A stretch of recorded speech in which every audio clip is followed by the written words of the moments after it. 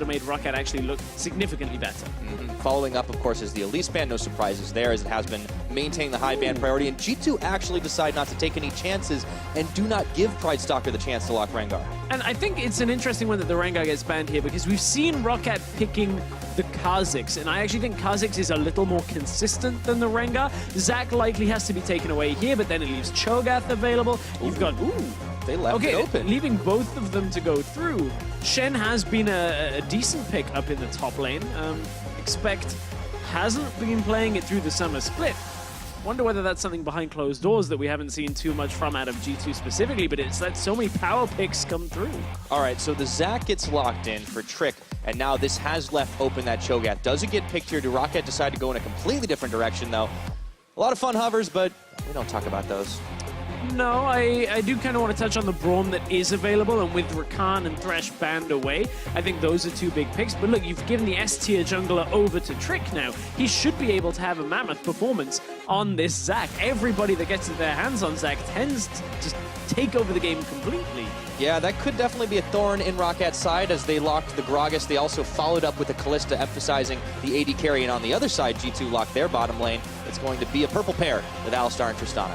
Alistar, Tristana, so looking for the tower push plus a little bit of front line and engage the later the game goes. I quite like this.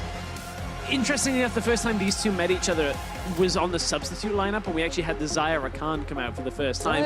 How the meta has changed from that, and we see more disengaged focus coming out from ROCCAT. A little bit more focused around kiting with this Kalista. You've got the Morgana with the Black Shield, the Gragas ult to disengage away. Difficult playstyle to play against. You're up against the Zac and an Alistar. That's a significant amount of engage already. And it's Sven and Mithy, too. Yeah. Like, it's not always just the champions, the guys who are piloting them. Well, they definitely are not shy on the aggression. Now it enters the ban phase 2. ROCCAT starts off by removing Syndra from the pool.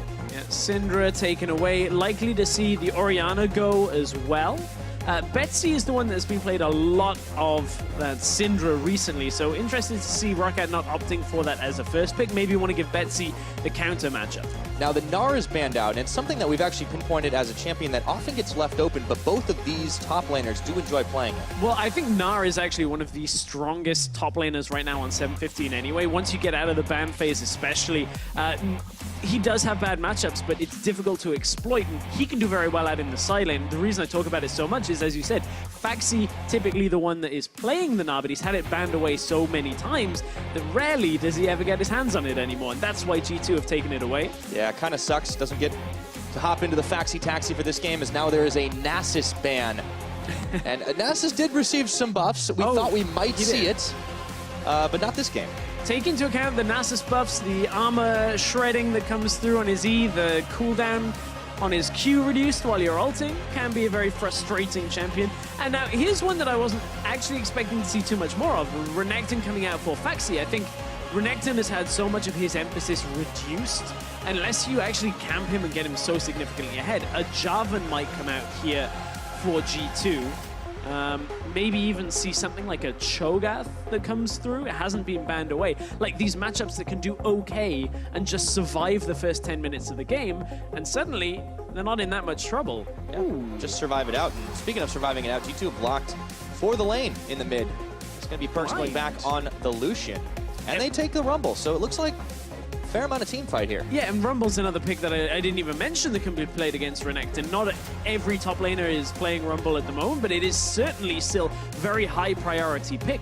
Again, you just weather the laning phase and then you play into the team fights. Interesting, the blind pick Lucian into the middle lane. I'm not the biggest fan of the Lucian. I think it actually hindered G2 when they were playing it back in the first 4 weeks of the split, but now we get to see G2 go back to the playstyle that actually started to fail them. You've got a Zac to gank for the Lucian in the middle lane, should be able to have decent early setup here. Although there is a Talir on the other side that would indicate pushing and roaming, Lucian should be able to handle himself. Yeah, I was surprised they didn't end up blocking the Orianna. They had a lot of tools to be able to use that with Alistar, Zac. It would have been a great combo, but instead, they decide to go for the safety, make sure that ROCCAT can't pull off any shenanigans. Remember, few teams are as dangerous against top teams as ROCCAT, and also when they got nothing to lose. Very true. Very true. Like, ROCCAT play very well against the strength of their opponents is one of the things that we say from time to time, because they just end up having a better early game when they play up against the likes of Fnatic or G2. I want to see it come through as well. Although a lot of people will look at this and say, hey, G2 have gone very heavy into the AD, looking at mid and, of course, their AD carry role. I want to see expect carry from Rumble in this top lane at the same time. We'll see if they can mitigate the early game play out of ROCCAT. And the last time these two teams met on the Rift, it was all the way back at the very beginning of the summer split. And there was a sub-squad on the side of G2 Esports. ROCCAT couldn't overcome that. Well, the Kingslayers, they might have fallen off the horse this split, but they just might be able to play Kingmaker. If they can take out G2 Esports, they put Fnatic in the #1 spot for sure. We will find out as we load up onto Summoner's Rift for game #1. Important series for G2 to stamp their temporary ability to get rank 1. Of course, it is determined by our second series of the day. If Fnatic is successful there, it would lock G2 out anyway, but still, G2, their fate is still somewhat in their own hands here, and as we group together in the early game, we're not actually going to see much action, but teams passing in the night. And whatever Sven is trying to do. A little bit of fun in this game, of course, in Week 10. Not every single game will have playoff implications, but for G2 it certainly does. And everybody's going to have a dance party in the middle. Yeah, and mid lane is where so much of this is going to be dictated. You see Perks on this attempted to push Lucian, try and get the early game control, and then try and move. What? Oh. It's not going to What result did wins much. the early game? But I want to see what Betsy does around that level 6 mark with the first Weaver's Wall, get out of the lane, see if they can go down to the bottom lane for Hyun or towards the top lane. I think that is the difficulty that I have with this draft out of ROCCAT is I feel like you have tools to enable both top and bottom lane, but not both at the same time. And I think that is the danger here, is the Renekton.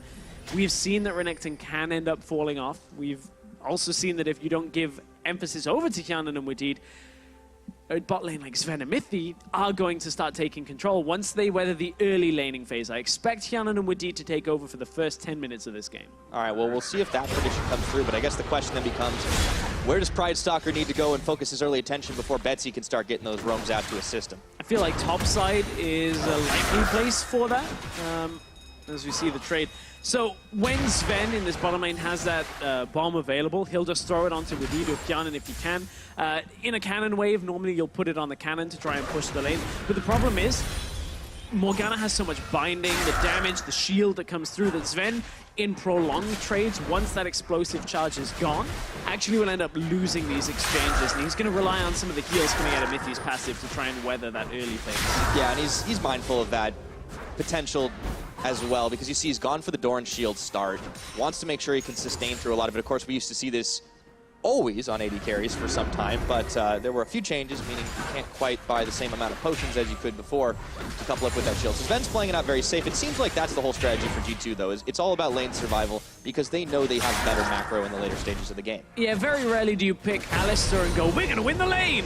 We're going to just go aggressive and kill everybody. I have had some supports queue with me that have had that mentality. I'm pretty sure Mythi doesn't have that mentality now. He's a little bit more forward-thinking. They know their place in this game. It will be a lot more reliant later on in the game. Up to this top lane, you can see Faxi will have the ability to push and expect for now. As this game goes later, he will be in more danger. He has placed a ward already because he's watching out to see where the trick comes to the top side. He cannot afford to get ganked and die early, otherwise they lose all pressure on the top side of the map. Yeah, I mean, he could get lane ganked too. I mean, one of the reasons that Zac is so consistently banned and considered to be such a strong jungler is that he can close those distances so fast and from so far away. You just don't expect it happening. Now, Betsy, he goes for an early roam, pops the Scryer's Bloom to make sure that there is no jungler in the bottom side, which tells ROCCAT, of course, that he's likely up to the top. Trick is looking for it. There's a hopping. He's got one Guon, pulls him back in towards the minion, and it is going to be barbecue. Faxi's still going to be able to make his escape. He's got a level advantage over expect and not enough damage to finish off the Croc. If that is your idea of barbecue, Devin, I don't want to come around for a barbecue because that was really lackluster. Now, that's not Trick's fault, of course. Faxi playing around it well. Faxi was able to move back away from everything, and although the stretching strike hit, it's fine. Trading in the middle lane. Yeah, Betsy, he's got no fear right now, but he has to pop his heal. Pride Stalker incoming. Perks was able to relentlessly dash away. Heals traded on both sides, and the mid laners are getting a little hyphy. Yeah, you can see Trick is around, but Betsy able to dodge out on this one. And we spoke about how with the Zac you can gank for the Lucian as well, but Pridestalker, good focus to make sure he can keep Betsy alive. Both of them traded their heals in that middle lane, but no real kill threat on top of it. Yeah. It is nice to see a lot of trading in the mid because there's so many matchups we've had in Europe where they don't necessarily want to go all in on each other. But speaking of going all in, it looks like Mithy heads over to Yarnan right now, stopped up by the root, and in comes the Tristana. Sven wants to trade back, but he might have bitten off a little more than he could chew. The Ren stack pulled out of Mithy, staying alive, forcing the heal. Ooh. And let's see, it looks like G2 did not take as well to that fight as it looked like it was going to be. As we said, in these prolonged trades can be a lot more difficult for G2's bottom lane to keep on going here. Now Trick getting pushed out a little from the jungle by Pridestalker. This is because Trick spent some time in the lanes, took a little damage, also has tried to now farm up even faster. Trick, you see, even with the time he spent, is a level advantage compared to Pridestalker, but Pridestalker is full health here with a smite, full mana. Well, Smite will be up soon. He would be able to contest if he wanted to, but the fact of the matter is he just wants the vision control on the bottom side. Betsy had recalled. He doesn't want to go aggressive over-eagerly. Right, so he has a lot of that vision. You can see it panning around right now as that ward will expire soon. Still, they have eyes on what's going on in this G2 jungle at the moment. And ROCCAT, of course, their game plan, as we said, it's an early game. They want to make sure they can build up those leads. That's how they've had success against a lot of top teams. G2 needs to stop that from happening and needs to be able to show force. And let's look at what else G2 needs. And this is what G2 needs for their standings implications. G2 can still finish first, but they need the stars to align. They need to beat ROCCAT in this series. They need NIP to beat Fnatic later today, and then G2 need to beat Fnatic. And that doesn't take into account the game differential. There are still a couple of outcomes that can change around here, but G2 need all of these things to happen if they want to get that semifinals bye. That is a lot that they are going to need, but coming up with a win over ROCCAT, that's always going to feel good, especially because this is the team that last split gave them some trouble towards the end of it all, and you want to be as clean as you possibly can against a bottom team or against a team that's lower in the standings. You want to go into playoffs feeling like you've already done your best and maybe not show off a whole lot of picks, show off a whole lot of new strategies, but shoring up what has been in the past your weakness. And I'm wondering if that's maybe part of why they went back to the old G2 strategy in this pick and ban phase. I think maybe just going back to what didn't work for them before, trying to rework on some of those difficulties, I think is a good thing here. I want to talk about a new strategy that's cropped up a little bit over the last few weeks. Has been annoying people, but we've got a Stoneborn Pact support on Widdeed for that Morgana. You can see, typically not what you'd run, but the whole point of this, we've seen it on the Trundles, we've seen it on a couple of other supports. The whole idea of this is you're trying to rush Ardent Sensor. Now that's the bottom lane we're talking about. And we'll continue because, of course, Widdeed is going to be able to give the crowd control over. We'll be able to allow Hyanan to proc the Stoneborn Pact, therefore getting the Ardent Sensor. Massive amount of extra on hit plus everything else that comes with it. The extra damage, the heal. And that just makes Hyanan so much more powerful in those earlier skirmishes than he really should be. And we got to give Yarnan some credit as well, because this split he's demonstrated consistently that he can output quite a lot of damage. This Kalista is one of those champions he can carry on. Of course, a couple years back making his name for himself on the Sivir. And the synergy he has with Widdeed is actually very impressive. So that is something that Sven and Mithy could have some trouble with if they don't watch their backs. We saw them trying to go all in and it wasn't traded well. And in comes Trick up to the top side, looking for Foxy right now. Equalizer's thrown down. The bounce doesn't land onto him, but he gets blocked up for just a second, dashes twice, and even Mithy has joined the party up top. Flash, followed through, headbutted right back into Trick. That was close, but it's gonna be first blood. First blood for G2. Trick has been all over the place. He's been in mid lane, top lane twice, and now Mithy comes up to the top side. Very difficult for Foxy to play that out. He was waiting for Mithy to try and use their headbutt, but Mithy already knew as soon as Foxy flashes, it's as easy as Q flashing on top of him. No way of Foxy getting out of that. He tried to play it well. G2 played it just that a little bit better, and we're in for tower trade. Looks like it's going to go in favor of ROCCAT first of all, because G2 have had to back away. So overall, tower first blood will be worth, in ROCCAT's minds, that little bit more. But still, first blood goes on to G2, on to Expect, and I think that is the key for going later on in the game. That's where G2 will get the real value, is Expect ahead, accelerates his itemization, he'll be in team fights, he'll be stronger. And we've seen, especially in the latter half of this split, that G2 can win through Expect. They know that he can be a large contributor to this team when he's put on a carry, when he's put on something that can actually do a lot of damage. And you see some of his numbers here. He's involved in so many of the team's kills. Not only involved in the team's kills, but just as a whole, Expect has been having a great split. You can see his damage rating as well, the amount of damage you would expect him to do compared to what he actually did. And this is where plus 12% there or thereabouts. Expect has been overperforming when it comes to those expectations. And really, I think that's a key thing, because so much of G2's history has been, oh, their top lane is to use an old storyline that we don't use, is their quote-unquote weak point. I don't think Expect has been a weak point for a very long time now for G2, and I actually think he's somebody that they've been able to play around. We saw at MSI, believe me. I think Expect has been a key component of keeping G2 steady over the last few months when it's looked like they've been dropping down a little bit, but they are back on form. Absolutely. And the fact that we know he was so able to contribute to the team's calls at MSI, the fact that we know he's such a vocal person in the team as well as contributing in the form of damage is a really valuable thing. I think a lot of people really underrate when a team picks up a Korean, especially one that's not super well known. There's always a lot of question marks, like, is this guy going to be able to overcome the language barrier? How well can he contribute to the team? Expect has proven beyond a shadow of doubt that he is able to fit into this team extremely well over the years. Absolutely has gone from strength to strength, but I want to turn our focus into this game once again.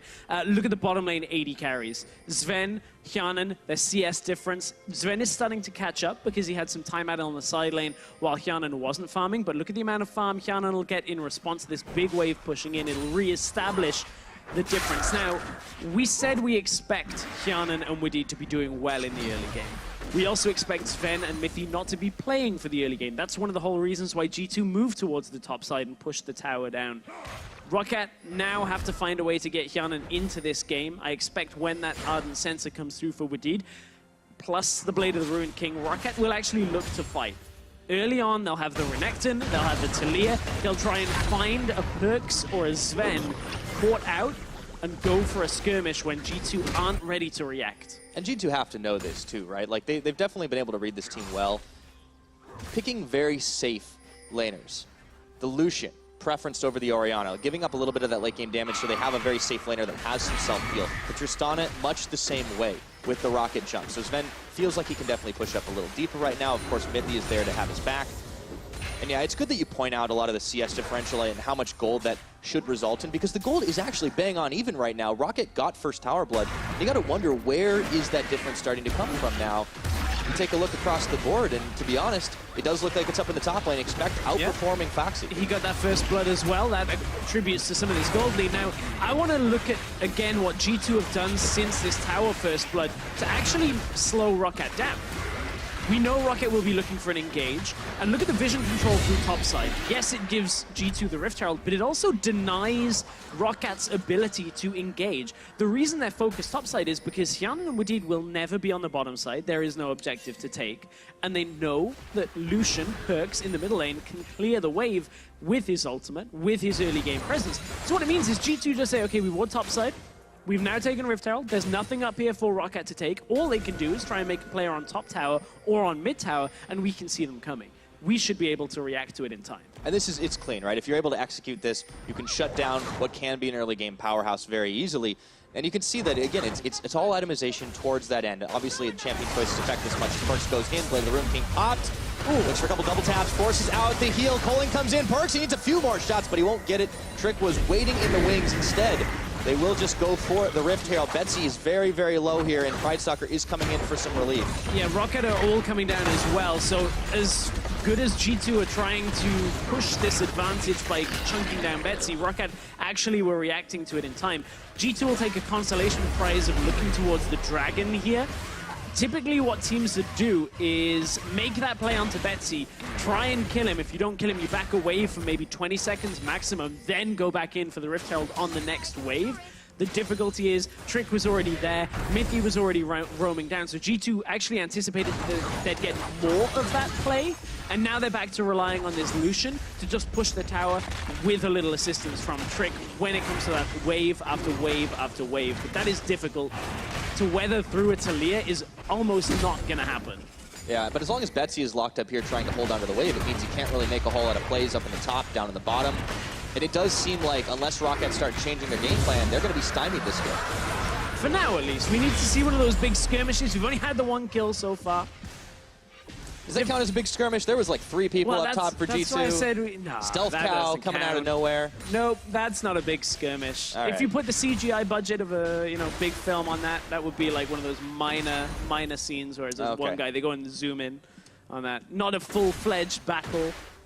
We want to see the full-fledged battle between G2 and ROCCAT, but it won't come for a while. You know, you need to wait. Sometimes you got to establish the build-up. Of course, there's always going to be like a little bit of downtime in between things, and that's when you get to chill. You kind of tune out for a while. Filler episodes and filler points in films are like the worst. I hate that. That's why I don't watch anime. I actually don't watch anime. Hold on, there is an exception to this, Stress. Okay. Sometimes the filler episodes are when the writers get to have fun, and if you're paying attention, you get to notice all little call-outs and references and things. Okay, I can understand that. Yeah, just gotta pay attention, see what happens. Some filler episodes suck, I agree. I don't know if ROCCAT versus G2 is going to be a filler episode at this point. Well, for G2, they don't assume it's a filler episode right now. This is their quest to first place in the group. It's a long quest, though, right? Like they're really going to be training for NIP if they win this series today, which is honestly a tall order. Even though we have seen some improvement on NIP, Fnatic is so good, man. They are. Fnatic have been looking insanely good. G2 on the rise as well. But look, we can't count ROCCAT out themselves. They're getting to that point we were talking about. Ardent Sensor complete. Blade of the Ruined King complete. Now I want to see ROCCAT make that play. Got 2 words for you. Black Cleaver. I want to see them sit behind Foxy, have him charge down the line, but they're just settling into tower trades right now, and Sven on this Tristana is going to be able to demolish these a little bit faster as Trick was tanking through. Foxy holding in the bottom side. Yarn and Wadid are going to be a little behind the 8 ball on this one, and I'm a little worried for ROCCAT. They seem to be slow on the uptake. I mean, they're slow on the uptake in the sense that G2 recognize where ROCCAT are likely to play around next, and then just say, okay, well, let's make a play the other side of the map. Let's avoid them. This is the point at which they're strong. And now G2 are even looking for an inner tower. Now, Pridestalker is coming down to the bottom side. There is also a trade happening in the middle lane here. Oh, Perks behind enemy lines. Getting a double tap on the Betsy. Trying to dodge, flashing forward, calling, and Perks gets the solo kill. Welcome back to Lane Kingdom. There was only one challenger he hadn't taken down in summer, and now Betsy falls. We're up to the top lane. Oh my goodness, that Rend was nasty. Pulling the sticks out of Expect. Okay, we started to get some action here as Foxy's going to get caught on. Sven gets the blowback, flashing forward, dash and slash, and Mithy coming in for the relief effort. The bully's getting bullied here. It is 3-on-1 once again. And Mithy gets himself a nice pair of croc skin boots. What do you know? It was the time that the items just get completed and G2 say, okay, we'll make a play. ROCCAT try and react to it, but come out short all across the map. Solo kill in the middle lane in favor of G2. I believe they just got the kill in the bottom side. They didn't get a tower that stood behind them, but look, this solo kill out of Perks, he knows he can already win these trades against Betsy with this Blade of the Ruined King. And Perks flashes out of the minefield so he doesn't take the extra damage, so that he's not still under the tower to end up falling. Kjanan, we saw him equalize a kill up on the top side. Expect has a lot of damage, but was not anticipating the damage that came out of the Rend. And then G2 just say, okay, well, we can kill Foxy bottom side as well. It's all okay. We see Pridestalker heading towards the middle lane. They're trying to defend there. Ooh. And then Foxy tries, but Mithy is there. Trick is there as well. Foxy, you can't really disrespect his damage early on, but Sven's good at kiting back. He was just able to get here and make sure he could keep himself alive. Yeah, so now the ranks have been bullied down, taking 2 deaths in this game, and of course, Mithy was the one who actually ended up with a kill on that, but he'll be perfectly happy with it. Sven is already starting to do some serious damage, having completed the Infinity Edge. And it's starting to look a little rough for ROCCAT right now. 3-1 in kills in favor of G2 eSports. But once again, the gold is dead even in total. But the point of ROCCAT's composition hasn't been felt yet. Exactly. Because that's the problem. You're right, they're even on gold, but everybody has seen the amount of additional gold that Ardent Sensor, yes, people measured it with Janna, can give over to an 80 carry. The massive amount of stats it gives. We need to see that fight come from ROCCAT, where they actually use the damage, use the Ardent Sensor procs that comes through, the massive amount of stats. He is so far ahead. 2 items to the one item, and we said that should happen in the early game. It should be that Sven is behind, but Hjanan has been focused on farming.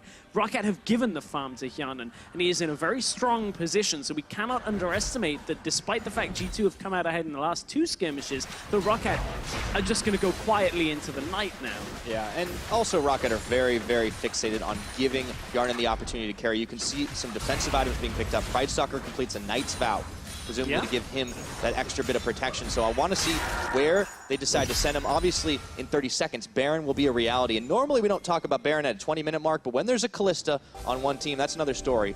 Perks looks to check over into Betsy, decides maybe he doesn't want to go that deep. G2 have got the advantage when it comes to Baron, though, for now. The vision control around middle lane, around the top side, is in favor of G2, but what ROCCAT are doing here is seeing Perks in the top side, seeing Expect in the bottom side, ROCCAT say, okay, well, we'll just push onto the middle lane. Now, they go in. Yeah, oh, trick. Okay, that was a little bit of bouncing around, and Mithy tries to get a bit of it as well as he flashes away from the rest of ROCCAT. They might have run out of steam here as Betsy finally takes down the last few shots and finishes off Trick here. Harden getting fired down as Expect, who actually charbroils him down to nothing, but did. Everybody melting through. Sven gets a hop, a skip, and a double kill to compensate. 20 minutes now, it's G2 turn their attention to the mid lane. It's a reaction from G2. Trick took enough time out of ROCCAT's play. ROCCAT weren't able to push down the tower because they were focused on defending themselves. He dragged Wadid into the backline, which forced Wadid to flash out. Now, Expect maybe caught on the tower. He's got to be a little careful here. Okay, trying to dodge out the quick volley. Mithy will tank up a few more of those. So for the time being, G2 won't be able to secure that next tower. But yeah, critical move and Trick. He jumps in. It looks like it was going to be bad, but all of a sudden, the rest of G2 just came out of the woodwork. And that's what another thing we were talking about. This mid lane, Lucian can move from lane to lane quite quickly. Level 2 boots completed. You, of course, have the dash as well. So Perks moved over in enough time. Then came the teleport out of Expect and Faxi, and Expect just roasted Hjanan alive. Hjanan didn't have his flash for that fight. Tried to heal his way out, and it just wasn't enough. But this is the thing, too. Expect, once again, getting that gold. Let's see this fight and how it all unfolds one more time. Trick jumps in. Pridestalker tries to block and gets a good block off, but Wadid gets caught. At this point, Wadid can't actually get some of the procs off to get this Ardent Sensor working as well as he would like, and it means that Wadid's on the way out, backing out all of the time, and Hjanan can't quite get the ult. Hang on, Rocket are on the back. Yeah, and they're going to be able to smite it down. It's actually Rended as Yarden secures this one. A fast move. It juked everybody, even the observers here. Sven gets one kill to start off things onto Wadid. G2 do not want to let ROCCAT escape with this Baron. Double knock up for Mithy right now. Pridestalker, everybody's caught inside the pit. He's going to be able to dash his way out. Sven following through. Perks, relentless pursuit right into the face of Betsy. Expect even following forward. A calling full channel comes out, but it's not going to connect exactly where he wanted. Betsy trying for some trickery, shoving, but Perks was able to get the dash off back. Unfortunately for Pridestalker, nowhere for him to go. He dashes back in and Sven blows him right back. A hop, a kill. And all of a sudden, ROCCAT, they might have got Baron, but it's only on 2 members. A desperation play out of ROCCAT to get the Baron. They knew they could with the Callista. You discussed it a couple of minutes back, Pyra. Past that 20-minute mark, you've got to respect that. Now, they get out of there with Baron on 2 members, lose 3, and that will slow G2 down. They lost the tower in the bottom lane as well, did G2, as that was Faxi taking the tower during that exchange. But that was a quick response out of ROCCAT, knowing if we get there, we can actually beat G2 to the punch. They had spent so much time pushing on the mid lane that when they recall eventually, ROCCAT end up just rushing to that Baron. You can see how little vision now there is. There's only the 1 ward or so. Betsy tries to wall off the rest of G2, and it's successful enough to get them to the point where that Ren comes down to secure it. From here, the problem for ROCCAT is Wadid is trying to just take up as much time, protect Hjanan for as long as possible, that they don't then see Expect coming through from the top side. We talked about how good Expect has been. The rest of the fight is Sven plus Perks. Expect boxes the rest of ROCCAT around the corner, delays them even further from recalling out, and then in come Perks, in comes Sven to clean up the rest of the fight. Yeah, a bit of a messy one on the latter half of it, but at the very least, ROCCAT, they still have a few members with Baron buff. They're going to utilize it to try and finally knock down this mid tower. It was 3-3 in towers. It's now going to be a tower lead over to ROCCAT. Let's see if they can get another as the blue trinket comes down to spot out Pridestalker, or Trick, I should say. In goes Mithy, once again, Black Shield on, keeping Yarden safe for the time being, and in comes Trick. They're trying for the engage to cut them off, shoving the Zac back. Ooh, can't quite get it. The root. Betsy's going to be able to finish him off. Yeah, ROCCAT taking good exchanges around this Baron buff, and of course, their side lane still has it. Now, Faxi forced to flash out of over the wall. Dominus on, though. It's key ultimates burned. Expect already put down the equalizer, and that's going to open up just enough time for ROCCAT to finish off the tier 2. So they're already making use of this Baron buff. 1 minute remaining on the duration. Sven's got to be careful. He is the linchpin to this G2 fight. 5-0 on the Tristana. He does not want to add a death count here. Perks around the side. The wall is being built straight through the G2 base. It's probably not the most convenient place to put a wall. Through another wall at that point. It does go through walls, though. Well, it's ROCCAT trying to just get out of this situation. You can see Faxi manages to get safety. ROCCAT have just done a significant amount of damage, considering G2 have a 5-0 Tristana just cleaned up after the majority of a Baron fight. The fact that it was still on Faxi and Betsy was enough to push through 2 lanes at a time, and that allows ROCCAT to kind of play around this skirmish. Trick gets caught out, ends up dying, used his ultimate as well, doesn't have flash still, and that means ROCCAT could look to pick up another fight if they can. That's how they have to win this game. ROCCAT have to win this game now through getting another clean fight against G2 and being able to deal damage off that side lane. Problem is, look how quickly Faxi ends up shredded down. Yeah, I feel like his role in this game is probably going to be meat shield, to be honest, because it seems like all the team is playing around Yarnan. Betsy, of course, is contributing, but it is more of a utility role, right? All the protection seems to be put on Yarnan, the Black Shield, the Knight's Vow, all that stuff, there to keep him alive, and that was a key part of them winning that fight. A massive part of them winning the fight. Now for G2, however, they're making a play on the bottom side because they know ROCCAT can't respond in time themselves, so they get a tower out of this, trying to even the gold back up. And G2 know that they can fight effectively when they have everything available. Once you got the flashes, once you got the ultimates up, which they are close to, ROCCAT shouldn't be quite as difficult to fight against. Let's throw the Morgana in. With Did, though, he's getting knocked up right now, and there is Expect going golden for Sven. just a second. Sven, he might get caught. No, he's got the pullback. Jumping forward, shut down by Yarnan. A double kill for the Callista, and they will clean house under the G2 turrets. This is the ROCCAT team fight. ROCCAT able to take the 3 versus 3 in the top side. Sven jumped into the fight, I think, then used both summoners, couldn't get himself out alive. Wasn't anticipating quite that much damage coming out of ROCCAT. We said that Sven needs to be on the back line behind this Alistair, behind the rest of the team. Well, Perks and Trick were still committing on the bottom side of the map to that tower play. They were trying to kill Betsy. They didn't manage to get the kill from that, and ROCCAT ended up taking over the lead. I mean, so let's watch Sven in this fight. He's desperately trying to get the damage down because he knows if they kill Yarnan, the rest of ROCCAT end up dying. So he jumps in, tries to get the damage down, but has to flash immediately out. Tries to jump in, and Yarnan in midair rends Sven down. That was so unbelievably close. And you can see just how much Yarnan is getting from this combination with Wadid and Pridestalker. They were so low at so many points in that fight that you can absolutely see why G2 wanted to take that. Sven thought he had that in the bag, and Yarnan was able to just rend him out of the fight and take complete control. That man you just saw on your screen, Grabs, he tweeted at the beginning of the day that even though it didn't matter for ROCCAT, this game was still going to be an important one. They still wanted to make a statement. They still wanted to play full try hard. I don't know if that's the actual phrase, but they definitely were coming into this one just as serious as if playoffs were still on the line, and they are taking it to G2 eSports right now. And it's happening again, although the results haven't always gone in ROCCAT's favor. Even last week's Fnatic series was a back and forth close series. ROCCAT, G2, Fnatic, like all of these teams when they're playing up against ROCCAT, seem to struggle because ROCCAT come with a better early game than we normally see out of them. Yarnan is having a magnificent game once again. From the laning phase through to the early skirmishes, like ROCCAT have shown up exactly as we don't expect them to. But I feel like we should at this point. How does that work? I don't know. You know, the thing is, at the very beginning, G2 were giving Faxi a really hard time. And it seemed like this Renekton just wasn't going to work the way they wanted it to. Right. But they didn't need the Renekton to be good because Yarnan is huge. Pridestalker, we thought that he would maybe go the carry route that he's shown some success on and evolution on, but he's gone for a standard tank. The Grog is working fine. ROCCAT are making this playstyle work. But that's exactly what we said coming out of Champion Select. There's some essence of disengage with kiting around here for Yarnan. If they can provide safety, if Wadid and Pridestalker can provide safety for Yarnan, then for the majority of this game, Yarnan's damage is going to be almost uncontestable. Almost. Sven is in a fantastic position at 5-1. Here comes TP. Yeah, but Trick is already almost down to 0 right now.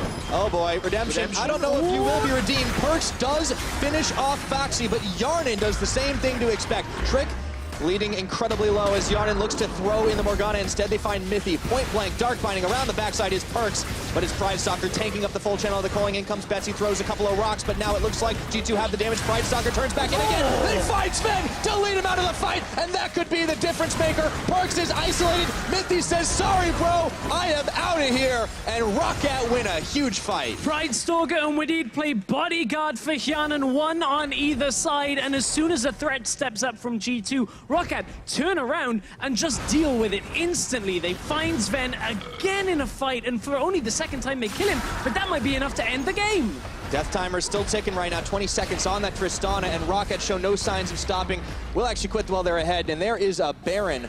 Nice and available, just shy of 30 minutes here. It has been a bloody game with 11 to 11 in kills. ROCCAT getting the better of them. Well, it was 1-0 for 14 minutes in this game, and then ROCCAT get to the point. They say, okay, play the Runkin. We got the first item. We got the Ardent Sensor. We got the Gragas past level 6. That's all we really needed. Start fighting. Get Hyanan into the fight. They got the Baron play, which was great the first time, and now the second Baron. Doesn't even matter that it was Wadid that ended up getting that at this point. But look, ROCCAT, this fight, once again, was Trick starting the engage with this Zac. You can see why they want to fight. And Faxi even looked out of it, but here's all the damage off screen for G2. They are so far away from Hyanan, and then it turns into the bodyguard, the Secret Service Wadid at this point, because look, Pridestalker and Wadid just separating G2 away from them, pushing Perks back away. Suddenly, Hyanan realizes that after binding, Pridestalker is already casting Body Slam as the binding is flying because they're convinced it's going to hit Sven. It locks, the crowd control hits him. Sven has no chance to escape. You can see he tries everything. But ROCCAT are on the verge of winning in game one. Looks like it's happening again. We saw it all the way back in Spring Split, and ROCCAT, maybe they want some revenge for losing to the G2 sub-squad. Now they're up against the real thing. 10 weeks later, at 31 minutes, on the lead, marching in the front door, G2 have just not been able to find these fights. Sven, very critical, deleted twice in midair, it looked like. Expect. They gave him tools to carry early on, but also the ROCCAT target selection. They just found them exactly where they needed to. And this is so incredible to see ROCCAT fighting this way, this well. The Thresh was banned, Rakan was banned. We saw some of these big supports taken away from Wadid. He moves over to the Morgana. Different playstyle. Yes, okay, you can get thrown in by the Fate's Call, but it's about a little bit longer range, more protective, using the Black Shield, and the bindings have been fantastic. Now, Trick is looking for one last team fight, but Hyanan has the Guardian Angel completed already. The win condition is just protect Hyanan. Faxi has the Guardian Angel as well. He can play that frontline role in these team fights, and ROCCAT are just going to carefully, cautiously walk this in. As I say that, Pridestalker dashes in. All right, well, there's the collapse right now. Full calling comes out from Perks. So it looks like Sven's going to start the fight off with a kill onto Betsy. They get Pridestalker right into the back, and they were going to be able to finish him down. However, Yarnin is staying alive, and he takes out Mithy, Trick, Expect, Perks, Sven, all running for their lives as the first inhibitor of the game is going to fall down. Even though ROCCAT lost 2 for 1, looks like they were the ones coming out ahead here. A lot of key ultimates already down. Sven will have his Buster Shot up and available. Perks dodges out the binding. Ooh. Sven hopping forward. He's got a flash. Will he use it? The answer is no. No real reason to flash forward there because it leaves him committed as Hyanan would have been able to get in position to defend. A little sloppy out of ROCCAT in the sense that they go aggressive when they perhaps don't need to. They had the Baron buff. They were waiting for the next wave of minions to come through to the middle lane, and they end up pushing the inhibitor. You can see Sven and Perks still have a significant amount of damage in this game. You cannot disrespect him, and Trick goes in, tries to get the fight started, and is able to do enough.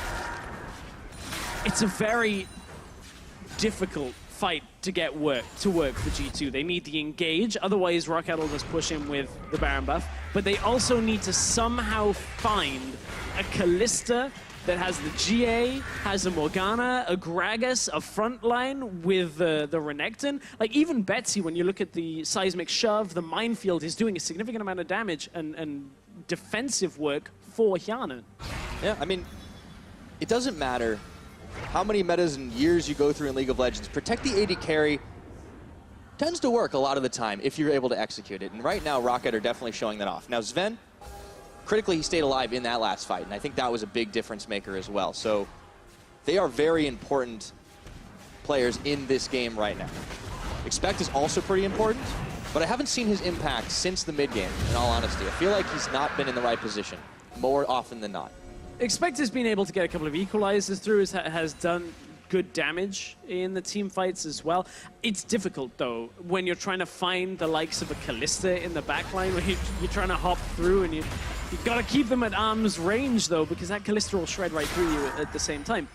I think the difficult thing for G2 is their front line, as strong as it has just always been a little behind the damage of ROCCAT, but that time is starting to run out. Hjanen is going really not to be too much more effective. He can sell boots, maybe for another item. Maybe we'll see a Phantom Dancer come through. Deficio with his 2 cents. Yeah, that's the win condition at that point. What he's saying is he wants to see Mithy build the Ardent Sensor, just get as much as he can. It is funny how much Ardent Sensor influences games. You can speak to pros, not even just bot lane pros. You can speak to mid lane pros like Paravival about how frustrating this item is because of just how much it gives over to an AD carry in terms of damage, survivability, all of these things. And we've seen Hjanen be safe time after time because Wadid has been able to get that Ardent Sensor in the fights, and Hjanen just ends up not dying. Which is a pretty critical thing if you want to be able to win these fights. So for G2, they need to overcome that if they want to stay alive here. Otherwise, they are looking at definitely being locked out of that first spot. Let's see, it's a duel. Expect actually not taking that one very well right now. It's Foxy who comes up ahead. Blade of the Rune King active popped. He's getting fairly tanky. He had a Guardian Angel from before. He also has the Bramble Vest, so he's dishing back a few more shots. Both flashed, and that Bramble Vest comes out because you look at the rest of the damage threats. You've got a Lucian, you've got a Tristana. Those are the ones that are going to start taking over, specifically that Tristana later on in the game. And with a Last Whisper completed, Sven is very close to the point where he just has to sit behind his front line. Look at how much damage he just did to Betsy. But Pridestalker wants to go in. All right, he's got Goo for just a second. Here comes the redemption here. Pridestalker and Betsy need to get healthy. It looks like they'll be able to do it, and there's a ceasefire for the time being. Or is there? Pridestalker turns on to Perks. Wadid is going to get the finishing kill. A hop for Sven, but he's dark bound for just a moment. Now, Foxy, meanwhile, was chipping away at the tower up top. There's some minions here, expect, is trying to burn them all to a crisp. But meanwhile, the rest of the G2 base is in shambles. Of course, that binding locks Sven as he reaches the destination since he'd already started jumping at that point, and that meant that ROCCAT weren't able to capitalize fully, but again, Sven got found by a binding. He was safe on this time. It was Perks that ended up getting taken down by Pridestalker, and G2, they were trying this double AD carry style. ROCCAT closing in for the win. Trying to take this one in game number 1. Trick decides to go bouncing, but Faxi says, nah, I don't want to. Sven is going to be able to pick up one crucial kill here onto Betsy, and that will stop the ROCCAT push for now. But the binding, again, buys ROCCAT the time to get out of the base. Mithy cannot afford to chase on his own, but they're trying to slow down ROCCAT's recalls here. Look, Baron is just about to respawn as we pan up towards it. Remember, Kalista, this will be Baron number 3, 37 minutes on this game. ROCCAT are looking for a third Baron. ROCCAT are looking to get enough here to close game 1 against G2 and put one nail in the coffin of G2's hopes of getting first. Trick, he's going to try to say something about that as he hops in. It looks like the fight's already been turned. They look for Mithy. They knock Sven in! And can they take him down? Yarden says, yes, we can. Perks around the side, a triple kill, just like that for the Kalista, and it's gonna be the Quadra! Only one remains, it's Perks. They don't know where he is, but Perks shows himself. Oh no, flash and dash, and you know, they don't even need the Penta. ROCCAT say, we are going to win this game. Yeah, ROCCAT just want to win the game. They don't care about the Penta. Hjanen's like, okay, let's just get to game 2. Let's do this again. Let's beat G2. And again, Pyra, we're in week 10, the last week of the split, and ROCCAT, they're putting themselves 1-0 up against G2.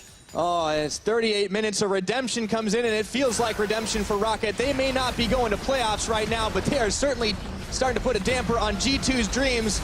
And wouldn't you think it looked a little dire this week, but ROCCAT can prove the Kingslayers are alive and well. 1-0 on the series for ROCCAT. And it was a good way to come back into the game. Now, they had the early game advantage through the bottom side. The Ardent Sensor comes out. They lose one skirmish in the middle lane from overcommitting themselves, but go, okay, we've got Kalista. What do we do with Kalista? Go to Baron as soon as we can. Early Baron rush pays off for them. They get that gold influx from the bottom lane tower that goes down, and then they just back-to-back fight, knowing all they've got to do is protect Hjanen, and he will win the game for them, and they do it beautifully. Absolutely. Insanely solid execution. And ROCCAT, once again, playing up to the level of their opponents. These guys always give us a show. But sometimes it boggles the mind that they can lose to teams at the bottom of the standings, and then they can put on a performance like that against the likes of G2 eSports. The same team gives NIP their only series win so far, and yet beats Fnatic, the game up on You never know what G2. you're getting with ROCCAT. I feel like they are one of the most unpredictable teams in the European LCS. Which is why when the analysts say, hey, is the upset on the cards? and people say no, you go, okay, that actually makes sense. This matchup should be G2 favored. But again, every time you underestimate ROCCAT, they seem to just find that playstyle in the early game that works for them. And they were running a difficult conversation. It was a difficult conversation. It is a difficult conversation. They're running a difficult composition. You've got to play disengage. You've got to try and protect one member. That's tough to do against a Zac, who basically wins every game he's been let through, and against an Alistair who engages fights so very well. Kudos to ROCCAT. That was a great performance. Yeah, and especially Bodyguards, Pride Stalker and Wadid. Let's see if they can do it again. ROCCAT took down G2 in game number 1, so let's check in with Analyst Desk to break it all down.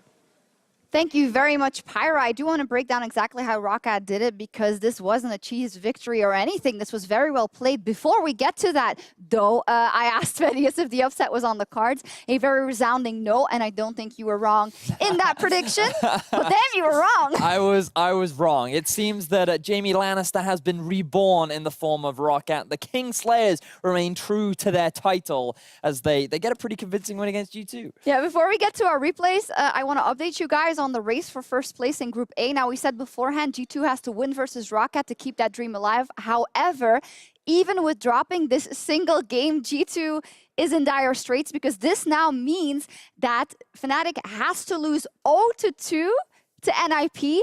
And on Saturday, G2 have to beat Fnatic 2-0 in order to get that first place. In other words, that is not good for G2. But with that, I do want to focus on the game and on what ROCCAT did correctly in this game, because there was a lot of that. Well, we have to start by looking a little bit at the early game, because it didn't go amazingly well for ROCCAT. They ended up losing first blood. Betsy ended up dying in a 1v1 in mid. There are a lot of early kills that were going heavily in the favor of G2, along with a lot of early fights. And when you looked at how the game was developing, especially with the Zac comp, Tristana Rumble, things looked dire. But the one shining light was this Kalista down in the bottom lane for Hyanan. This Kalista was holding his own in the laning phase. They were able to trade fairly evenly, and as the game progressed, he was getting stronger and stronger, eventually having a massive impact on the game. The spotlight this weekend has been on Reckless versus Sven on Saturday, but turns out that Hjarnan versus Sven is also a hype matchup. Let's take a look at our first replay, because this is one in which Trick engages. He does die off the back of it, but still looking pretty good for G2, seeing that they get a couple of kills on Sven. So this is one of the initial mid lane fights that we were talking about, where things looking a little dire for ROCCAT, because while the initial fight looks good, things very quickly fall apart, because G2, they get a fantastic flank off with a really good TP from Expect with a follow-up from Perks. The resets from Sven looking good, and even though a Baron goes in the favor of ROCCAT, G2 still come out with a convincing teamfight win. So you're thinking now, G2, they're still looking poised, they're still looking good enough to be able to win this, but this Baron has a lot of impact later on. Well, that was going to be my question, even though they are on the back foot, knowing that the Kalista is pretty farmed already, which is also in part why they can take that Baron so early. The decision-making of going for that, making sure that G2 is not going to be able to take it, and the fact that ROCCAT will be able to dictate the pace a bit more of the game, how much did that, well, come into their victory later on in the game? Oh, it certainly did, because once you have that Baron, what it means is, as you already said, you now control the tempo. And one of the big things is, for when you're having, when you play with a Lucian, his wave clear is surprisingly low when he doesn't have his ultimate up. And when you're playing against a Morgana and a Gragas, there's a huge amount of pick potential that you always have to respect. So we saw a lot of towers going down in favor of ROCCAT, which slowly gave them a bit of a gold advantage, making them more confident coming into these later fights. And that's where we really want to highlight some of the strengths that Hyanan demonstrated, because he had a massive teamfight victory over in the top lane, which translated into a massive teamfight victory going in the favor of the mid lane for the side of ROCCAT. So as we bring it up, you can see that the goal of ROCCAT here is to start off the Baron, but Trick and Expect coming from the flank without really knowing what the rest of their team was doing. And that's because the rest of their team were dealing with a Faxi TP in from the side lane. So you're thinking, okay, this is still fairly okay. Both top laners full, but this is where we're seeing a breakdown in communication from G2. They don't fully know how to commit onto this fight. And Hjarnan, his positioning and his strength at this point in the game is too good for you to just disrespect it, along with a great initiation from Pridestalker. And you're just seeing fantastic team fighting coming out from ROCCAT. That you do, and I can only imagine the oh, Hjarnan was looking at his own replay and said, yes, that was me, and it was great. And ROCCAT is not playing for anything. To repeat it again, they are in a safe spot. They are about to go on vacation. They have a couple of games left to play here, so maybe that works in favor for them. You know, they noticed it's going well. We have a lot of kills on Hjarnan. Our engages are going good. We have absolutely nothing to lose, so let's just force those fights time and time again. It's one of those shifts in mentality that you can have, right? When you know you don't have to play your best, like this game doesn't matter. You just want to play against G2. There's some value you can get from it on an individual level, maybe as a team level. But it seems like they didn't have any restrictions on themselves. They were just like, let's do this, let's do that, let's do this. And they just play League of Legends, I think, without thinking too much about it. And that seemed to benefit them a lot more. Pridestalker made a lot of really good initiations, which the rest of the team followed up on, or did with a really good mechanical outplay. He had really good dark bindings and he had really good shields at just the right time to set up his team for success. And overall, we just saw a lot of good players stepping up for ROCCAT, resulting in a great team performance. That we did. We were very positive on the side of ROCCAT because they did win. But is there anything we can point out at the side of G2 of someone who dropped the ball? Not wanting to point it out, but Zach has only lost now 3 games the entire split when he was able to be picked. He's usually not a pick that we associate with not being able to put a lot of pressure on the game, right? Not that I want to call that out, but there definitely wasn't too much going in their favor across the map early. I completely agree with you. I think that Zach pick really was a big question mark, because something that you and I were saying in the game was, ooh, Trick has died a lot this game. And he was dying a lot. He was getting caught out many times. He was engaging without proper follow-up from his team. And when I saw the composition coming together, I was a little bit concerned when they had the Rumble and a Lucian, because it's not the easiest follow-up on top of a Zach engage. And we saw multiple times how that came to be, because the Zach went in, he'd get bursted, and then the rest of the team would come, resulting in a teamfight loss for G2. So for a team that's going to go up against Fnatic in an important match, we want to see more. Quick riddle before we go. In that deciding Game 3, which you casted of G2 versus ROCCAT in Week 10 of the Spring Split, there was only one champion player combo that was identical in this game as to that game. Which was it? Was it Renekton and Gragas? Champion player combo. Oh, champion player combo. Ooh. Hint, it was very impactful in both games. It was very impactful in both games. By any chance, was it Kalista? It was Hjarnan and it was Kalista indeed. We'll see if he gets his hands on that again. G2 in dire straits, and ROCCAT are looking to do it again and stop G2's winning streak. Game 2 is coming up after the break. Don't miss it. Hjargod. Slayers, they might have fallen off the horse this split, but they just might be able to play Kingmaker. Even Nifty has joined the party up top. Flash followed through, headbutted right back into Trick. That was close, but it's gonna be first blood. Here.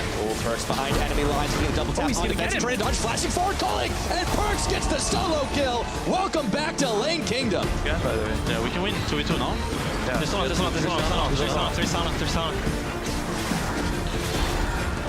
A double kill for the Kalista, and they will clean house under the G2 turrets. This is the ROCCAT team fight. Looks like G2 have the damage. Pridestalker turns back in again. They find Sven to lead him out of the fight, and that could be the difference right now, but they are certainly starting to put a damper on G2's dreams. And wouldn't you think it looked a little dire this week, but ROCCAT can prove the Kingslayers are alive and well.